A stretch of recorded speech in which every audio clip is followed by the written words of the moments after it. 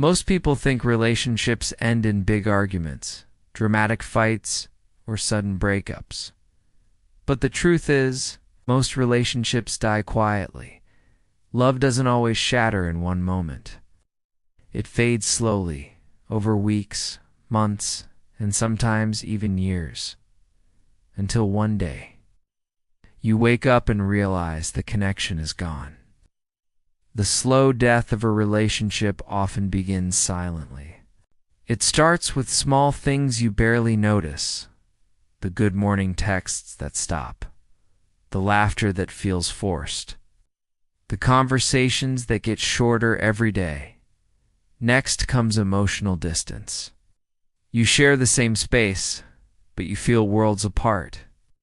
You stop talking about your dreams, your fears, or your plans for the future. You start feeling alone, even while lying next to each other.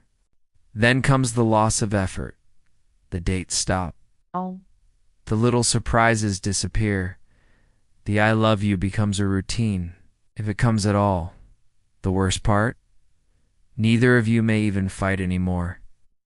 Because when love is alive, people argue to save it. But when it's dying, there's only silence and avoidance.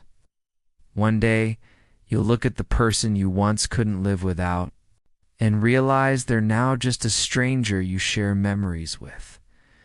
This is the slow death of a relationship no one talks about. It's quiet, it's invisible, and by the time you notice, it's often too late to bring it back to life. The lesson is clear. Relationships die in silence long before the breakup happens. If you love someone, don't wait for the silence to take over. Love requires effort, presence, and appreciation. Or it fades away, one unspoken day at a time.